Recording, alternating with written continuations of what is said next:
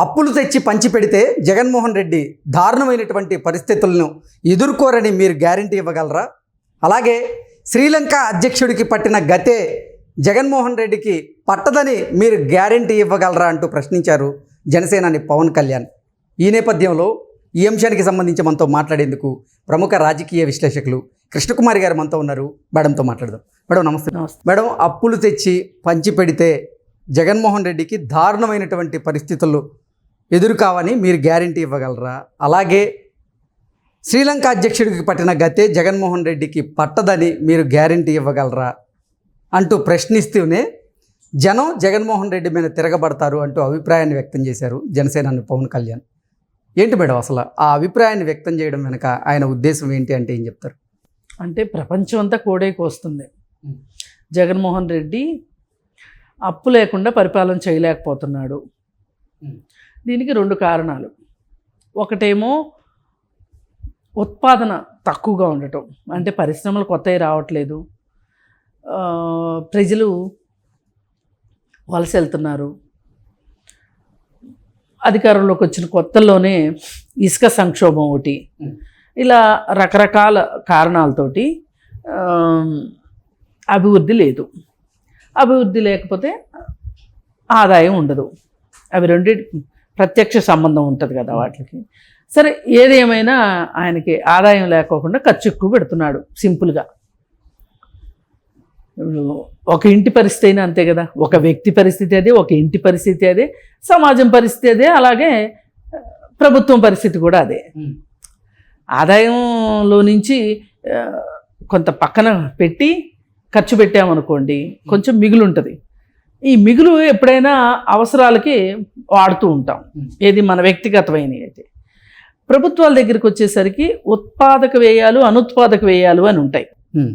ఎంత ఉత్పాదక వ్యయం ఉండి అనుత్పాదక వ్యయం తక్కువ ఉంటే ఆ ప్రభుత్వాలకి ఆదాయం బాగుంటుంది. ఇప్పుడు ఉత్పాదక వ్యయం అంటే ఇప్పుడు ఇవాళ కాతే రేపైనా సరే ఒక ప్రాజెక్ట్ కడితే దానివల్ల ఉపయోగం, అంటే పంటలు పండుతాయి, లేకపోతే ఇంకోటి ఏదో ఒకటి డెవలప్ అవుతుంది. కాబట్టి అవి ఉత్పాదక వ్యయాలు. అనుత్పాదక వ్యయాలంటే ఇప్పుడు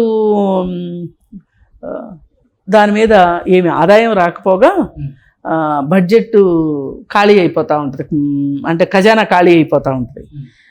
మరి ఎందుకు అట్లా ఖజానా ఖాళీ అయ్యే పనులు చేస్తారు అంటే కనుక ఏం చేస్తారు వీళ్ళు, ఎందుకు చేస్తారు అట్లా అంటే వాళ్ళ సొంత గొప్పలు చెప్పుకోవటానికో, దుబారాలు చేయడానికో ఇవన్నీ ఉంటాయి.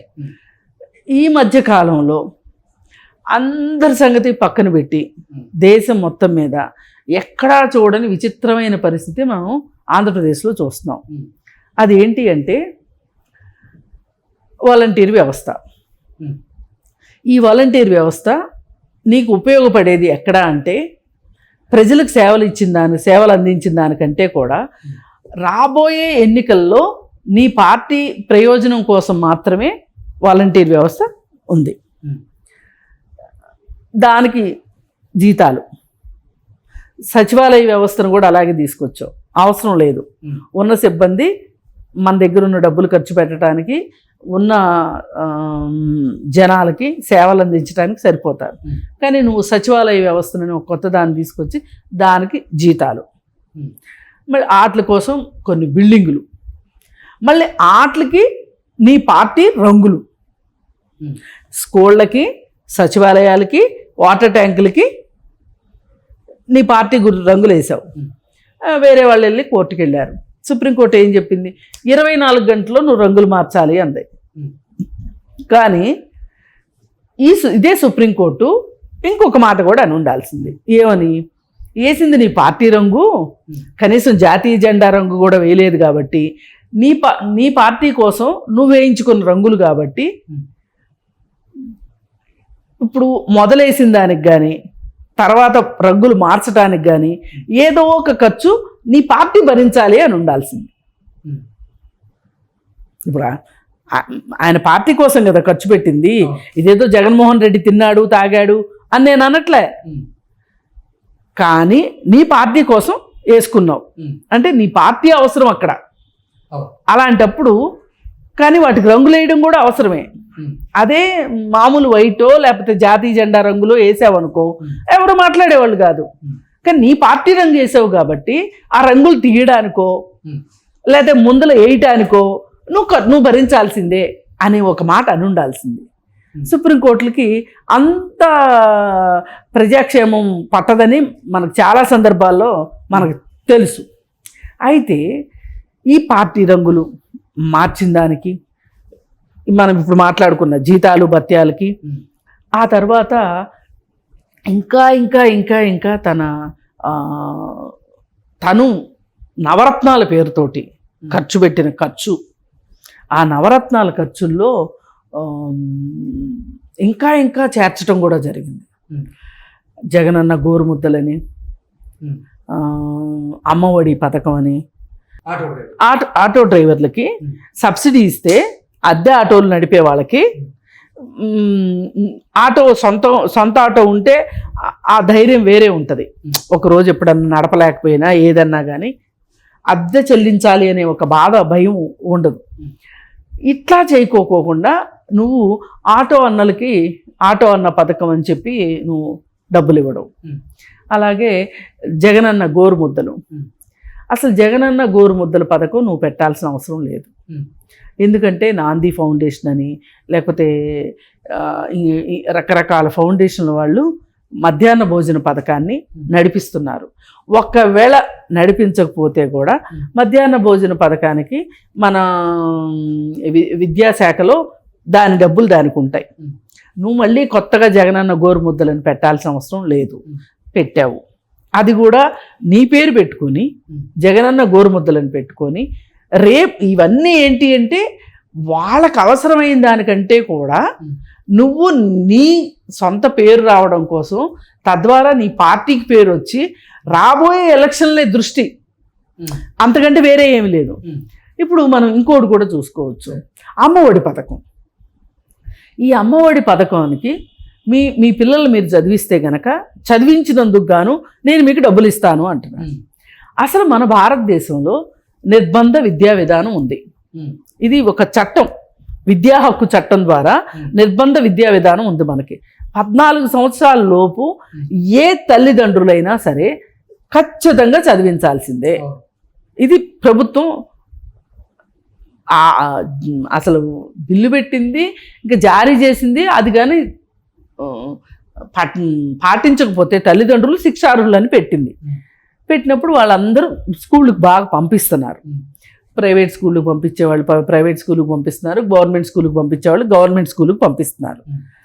మీరు అలా చేయకోకుండా అమ్మఒడి పథకం ద్వారా మీరు డబ్బులు ఇవ్వటం విద్యార్థికి సంవత్సరానికి ఏంటి అవసరమే లేదు. ఇప్పుడు సంక్షేమం పేరుతోటి నువ్వు దుబారా చేస్తున్నావు. సంక్షేమం చెయ్యాల్సిందే ఖచ్చితంగా. ఇప్పుడు అలా అనగానే నేనేదో సంక్షేమానికి వెల్ఫేర్కి వ్యతిరేకమని అనుకోవద్దు. వెల్ఫేర్ ఎట్లా ఉండాలి అంటే అభివృద్ధిని మింగేసే వెల్ఫేర్ ఉండకూడదు, అభివృద్ధిని మింగకూడదు.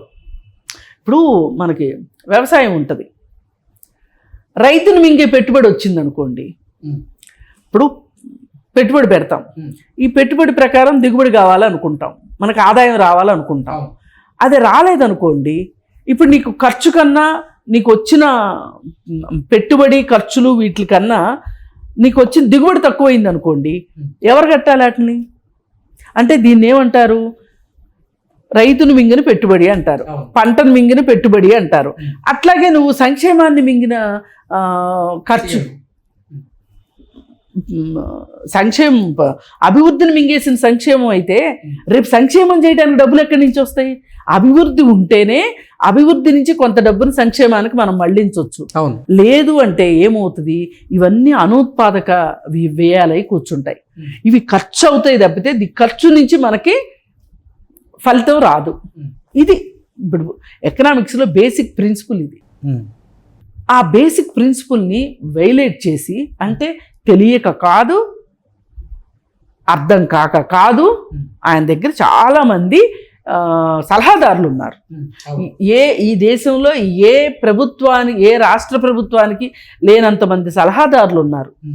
అంతమంది సలహాదారులు పెట్టుకుని వీళ్ళు ఏం చేశారయ్యా అంటే సిద్ధన్న అద్దంకి వెళ్ళి వచ్చినట్లు చేశారు తప్పితే వేరే ఏమీ లేదు.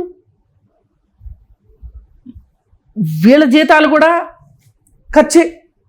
ఇప్పుడు ఈ ఎవరైతే సలహాదారులు ఉన్నారో ఇది కూడా అనుత్పాదక వ్యయమే.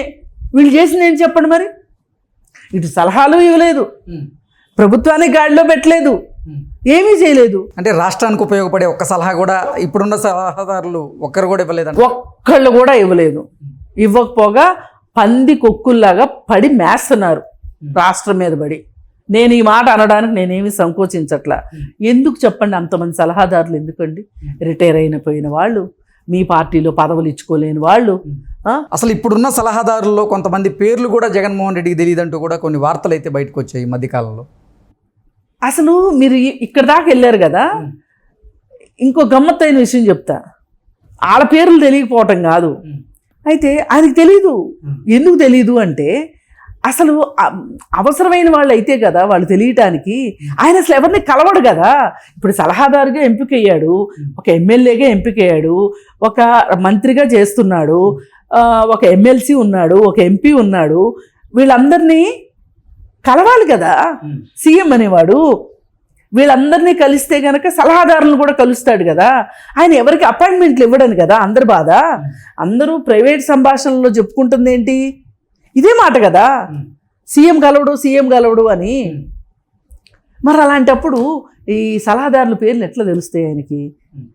కాకపోతే ఈ సలహాదారుల సంఘానికి పెద్దన్నగా వ్యవహరిస్తున్న సజ్జల రామకృష్ణారెడ్డి ఆయనకి ఇష్టమైన వాళ్ళందరినీ పెట్టుకుంటాడు. ఓకే, అంతకు మించి వేరే ఏమీ లేదు. సరే, ఏది ఏమైనప్పటికీ ఇప్పుడు విషయం ఏంటి అంటే ఇంత అనుత్పాదక వ్యయం చేసినప్పుడు ఖజానా మీద భారం పడి ఈ ఆర్థిక పరిస్థితి ఎక్కడికి దారితీస్తుంది అనేది ఇప్పుడు ప్రశ్న. సో పవన్ కళ్యాణ్ గారి వ్యాఖ్యల్లో, పవన్ కళ్యాణ్ గారి ప్రశ్నల్లో వాస్తవం ఉంది. ఇప్పుడు ప్రజలు రేపొద్దున తిరగబడతారు. ఇప్పుడు ఏ తల్లిదండ్రినైనా సరే తరాలుగా ఆస్తులు వస్తుంటే ఆ ఆస్తుల్ని తర్వాత తరం వాళ్ళకి మిగల్చలేదనుకోండి, ఆ తర్వాత తరం వాళ్ళు ఏం మాట్లాడతారు? అదే తల్లిదండ్రి స్వార్జితం అయి ఉంటే గనక, సెల్ఫ్ ఎక్వైర్డ్ ప్రాపర్టీ అయితే గనక వాళ్ళు ఆగం చేసిన పిల్లలు అంతగా అనరు. మీ నాన్న నీకు అంత ఇస్తే నువ్వు మాకేమి ఇచ్చావని అడుగుతారా? అడగరా? అదే మరి తిరగబట్టం అంటే. ఇంట్లో పిల్లలు తిరగబడినట్లే ప్రజలు తిరగబడతారు. తిరగబడకుండా ఎందుకుంటారు? తిరగబడతారు. తిరగబడి వాళ్ళు ఏం చేయదలుచుకుంటే అది చేస్తారు. ఇప్పుడు మనకి శ్రీలంక ఎగ్జాంపుల్.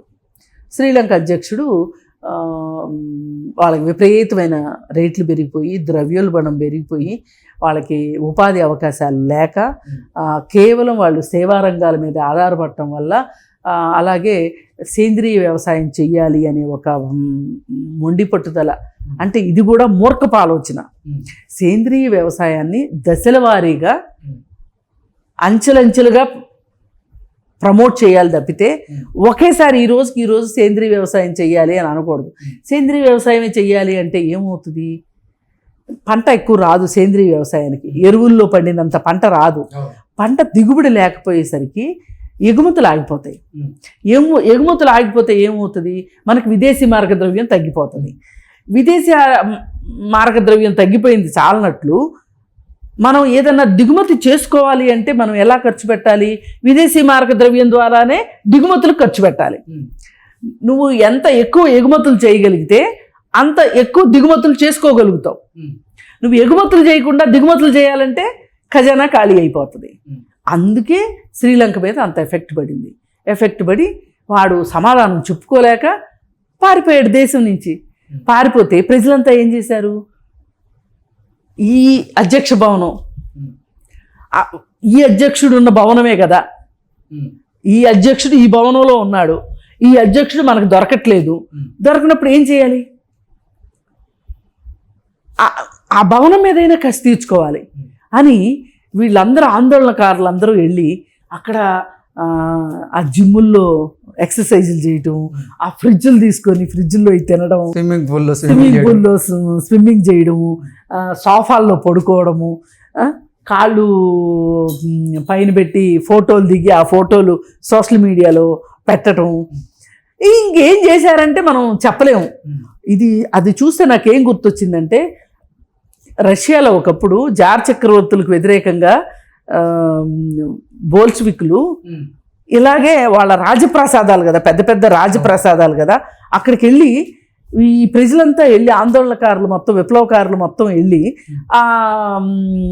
దాన్ని ధ్వంసం చేయాలని కొంతమంది, అంటే ప్రతి చోట అతివాదులు మితవాదులు ఉంటారు కదా, ధ్వంసం చేయాలి అనుకుంటే ఒక అతను ఎవరో వచ్చి ధ్వంసం చెయ్యొద్దు, ఇవన్నీ రావడానికి మనలాంటి వాళ్ళమే కష్టపడ్డాము, అంటే కొంత విఘ్నత ఉన్నాడు, ఇవి రేపొద్దున మనకు అవసరం అవుతాయి, అసలు ఇంక జారెక్కడిది, జార్ వాడుకునే పరిస్థితి లేదు, జార్ చక్రవర్తి ఎప్పుడో వెళ్ళిపోయాడు, పంపించేసాం మనం అందరం కలిసి, ఇది మన ఆస్తి అని చెప్తాడు.